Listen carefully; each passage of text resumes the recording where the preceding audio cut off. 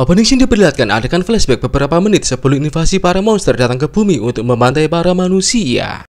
Di sini diperlihatkan Lee Abbott yang sedang memarkir mobilnya di depan minimarket, kemudian dia membeli beberapa keperluan mulut di tempat tersebut.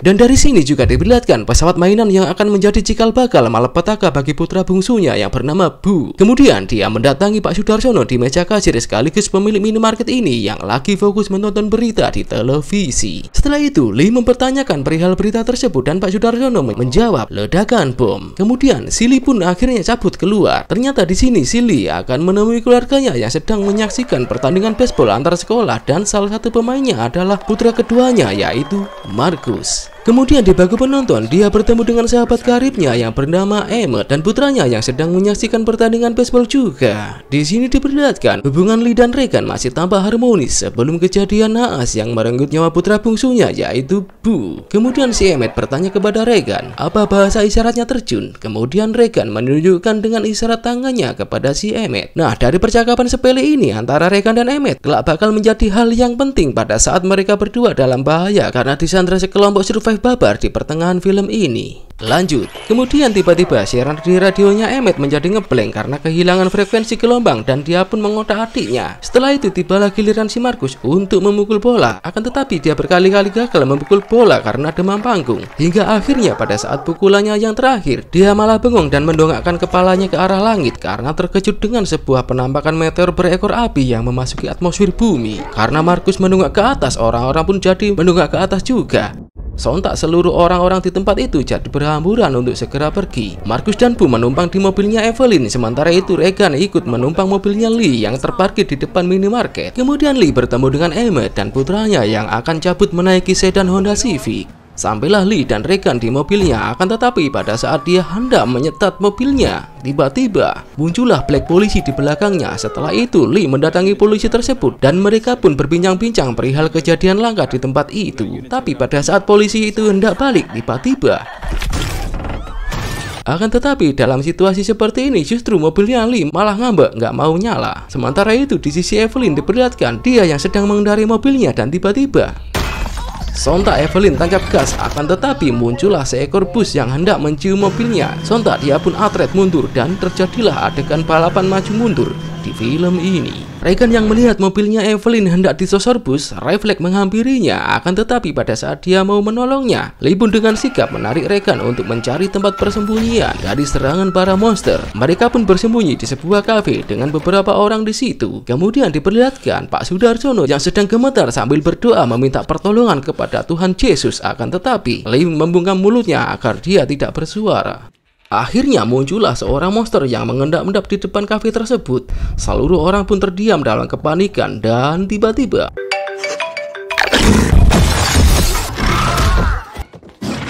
Lee dan Regan pun kabur melalui pintu belakang dapur, akan tetapi si monster terus mengejarnya. Sementara itu di sisi Evelyn, Marcus dan Bu diperlihatkan mereka yang sedang sembunyi di balik mobil polisi yang terlentang. Regan dan Lee berlari ke arah mereka dan pada saat si monster akan menyebut Lee dan Regan, black polisi pun dengan timing yang kebetulan pas menyedot monster tersebut dan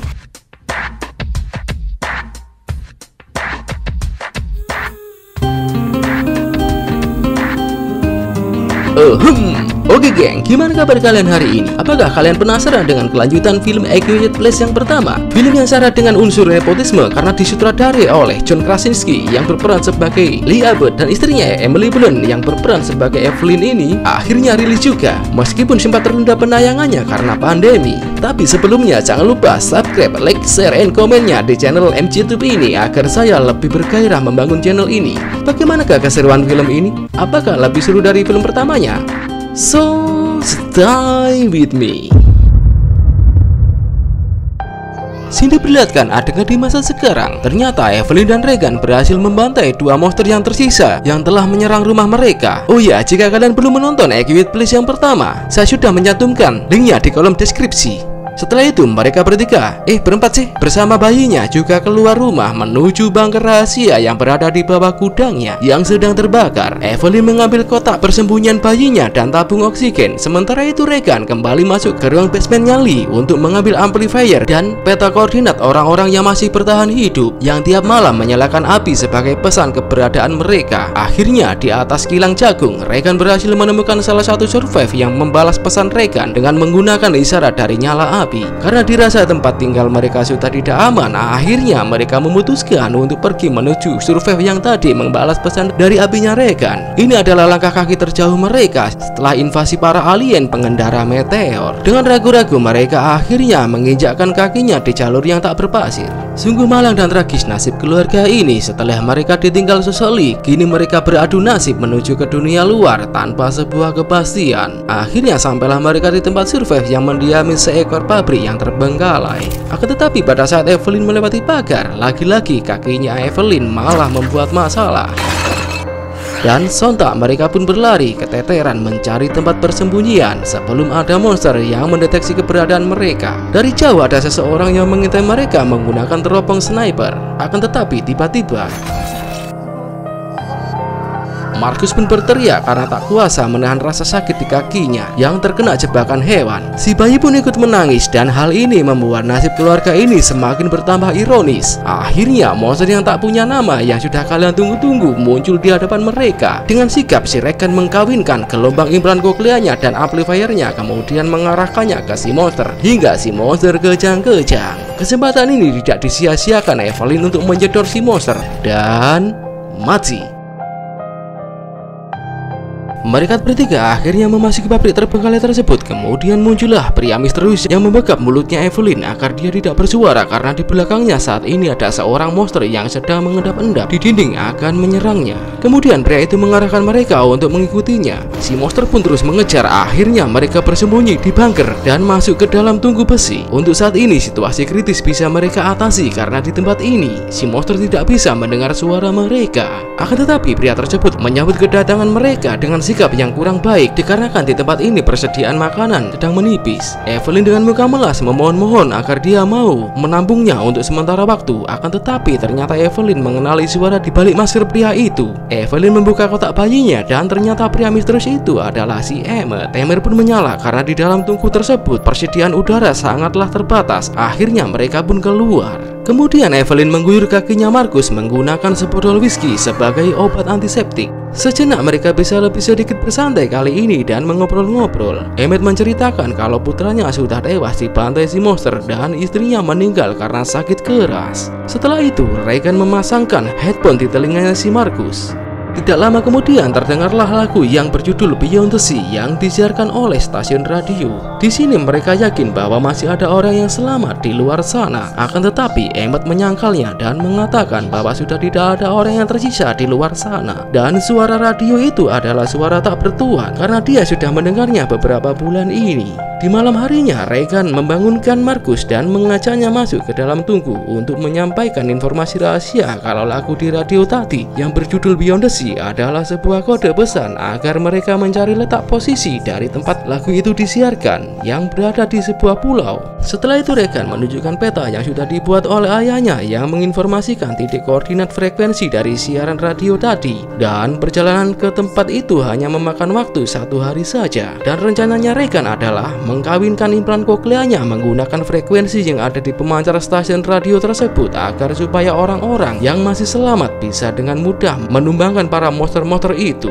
Akan tetapi tugas ini sangatlah berbahaya sehingga Markus menentang rencana Regan tersebut. Keesokan paginya Markus terbangun dan melihat pesan dari Regan agar supaya dia tetap memakai headphone-nya. Sontak Evelyn menjadi panik dan meminta agar supaya Emmet mencari Regan. Emmet yang memang dasarnya adalah seorang yang pesimis akhirnya luluh juga hatinya setelah Evelyn merayunya dan menceritakan bahwa Lee sudah tewas. Setelah itu diperlihatkan Regan yang menyusuri rel kereta api untuk mencari keberadaan stasiun radio tersebut. Akan tetapi saat sampai di stasiun kereta Spring Creek, dia malah masuk ke dalam gerbong kereta yang terbengkalai. Setelah itu Regan berusaha menggapai kotak P3K di ruangan masinis. Akan tetapi tiba-tiba karena suara berisik tersebut sehingga memancing salah satu monster untuk memasuki gerbong itu.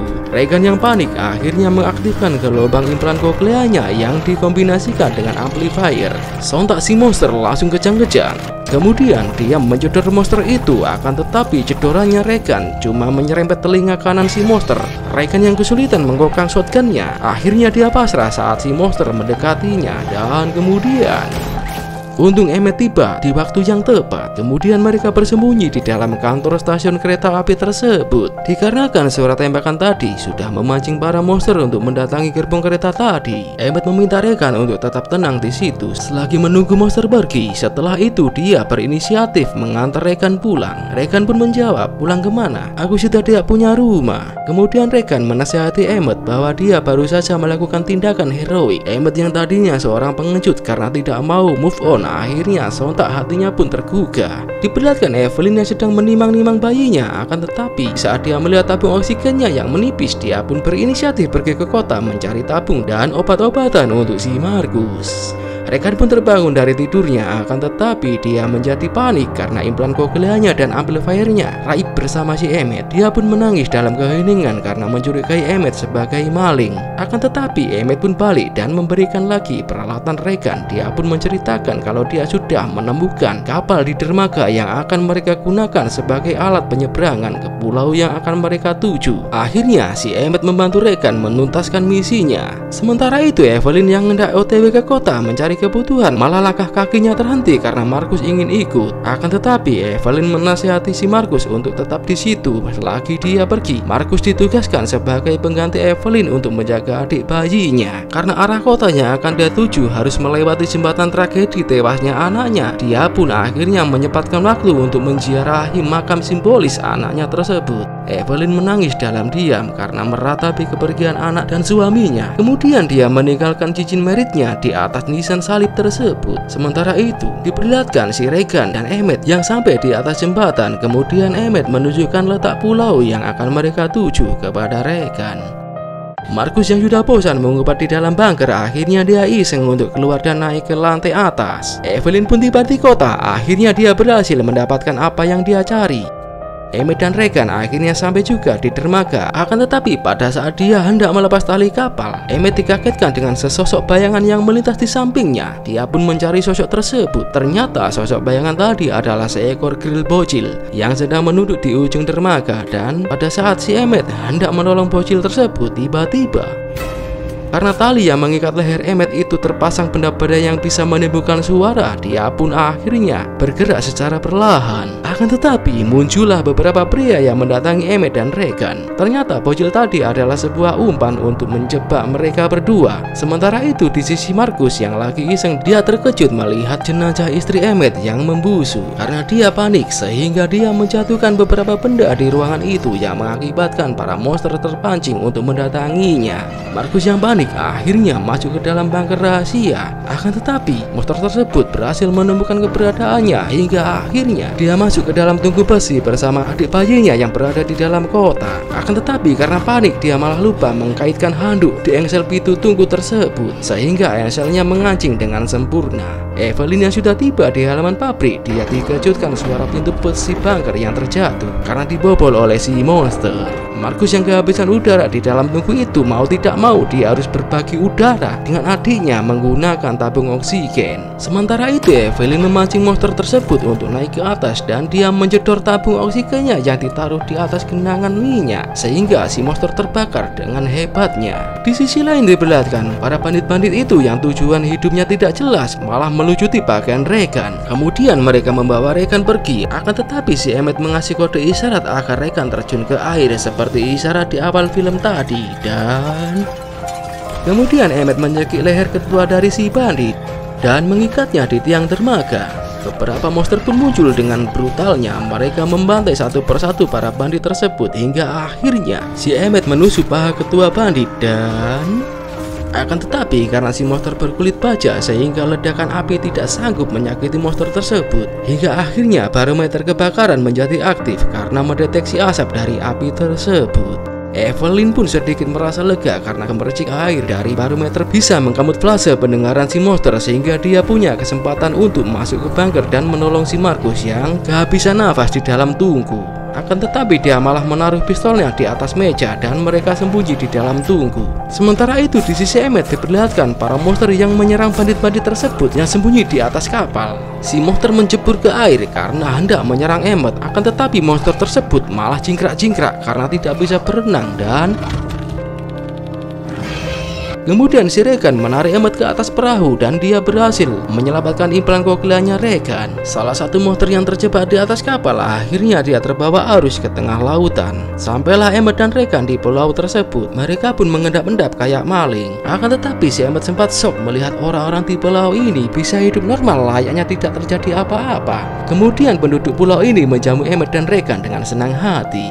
Diperlihatkan Emmett yang berbincang-bincang dengan Black Gundul dan pria itu menceritakan bahwa lagu Beyond the Sea adalah sebuah kode dan dialah yang memutarnya. Dan dia juga mengisahkan bahwa pemerintahlah yang membimbing mereka untuk berlindung di tengah pulau karena pemerintah tahu kalau monster-monster tersebut tidak bisa berenang. Di hari naas itu sebenarnya ada 12 perahu yang akan menuju ke pulau karena mereka saling berebut ingin segera naik ke kapal, sehingga terjadilah kegaduhan di antara mereka sehingga si monster datang dan melakukan pembantaian di dermaga, dan hanya 2 perahu saja yang bisa lolos dan sampai di pulau ini. Menjelang pagi si Emmett menemui Regan dan memberikan implan kokleanya. Kemudian dia meminta maaf pada Regan karena sudah meragukannya. Setelah itu dia pergi menuju ke arah pantai dan merenungi kesalahannya sambil memandang gambar anaknya yang sudah almarhum dibantai si monster. Akan tetapi tiba-tiba dia mendengar suara mencurigakan di balik semak-semak, dan ternyata sumber suara tadi adalah kapal yang ada di dermaga penyeberangan yang terbawa arus laut hingga menuju pulau ini bersama salah satu monster yang terjebak di kapal itu. Sontak Emmett berlari ke arah kampung untuk memperingatkan orang-orang, akan tetapi peringatan si Emmett kalah cepat dengan kedatangan si monster hingga korban pun berjatuhan karena dibantai si monster tersebut. Black Gundul mengumpetkan anaknya di lemari baju. Setelah itu dia memancing si monster menggunakan bunyi klakson mobil agar mengejar mobil tersebut dan mengalihkan perhatian si monster untuk mengejar mereka. Si monster pun berhasil menyerang mobil tersebut. Kemudian dia gulung kuping di aspal. Ternyata tujuan mereka adalah memancing si monster ke stasiun radio. Akan tetapi setelah Black Gundul memberikan kunci stasiun tersebut, malah dia mengkhawatirkan keluarganya dan hendak balik ke kampung. Tiba-tiba Emmett dan Regan langsung masuk ke stasiun radio tersebut, akan tetapi monster tersebut ikut masuk juga. Regan berinisiatif memasuki ruang penyiaran, akan tetapi malah si monster berdiri mengendap-endap di depan pintu ruangan tersebut. Kemudian dengan bantuan Emmett, Regan memasuki ruang siaran tersebut melalui jendela kaca. Dan pada saat Regan hendak membuka pintu kedua di ruangan siaran itu, tiba-tiba engsel pintunya berdecit sehingga menarik perhatian si monster untuk mendatanginya. Sementara itu di sisi Evelyn diperlihatkan dia yang coba keluar dari tungku untuk mengambil obat-obatan yang terjatuh. Akan tetapi tiba-tiba si monster pun mengejar Evelyn. Di waktu yang sama si Emmett mengorbankan dirinya untuk diserang si monster karena monster tersebut hendak menyerang Regan. Evelyn yang hendak menutup pintu tungku, tapi pintunya malah diblokir oleh si monster. Akan tetapi tubuh monster tersebut tidak muat masuk ke dalam tungku tersebut dan cakarnya sempat mengenai paha Evelyn.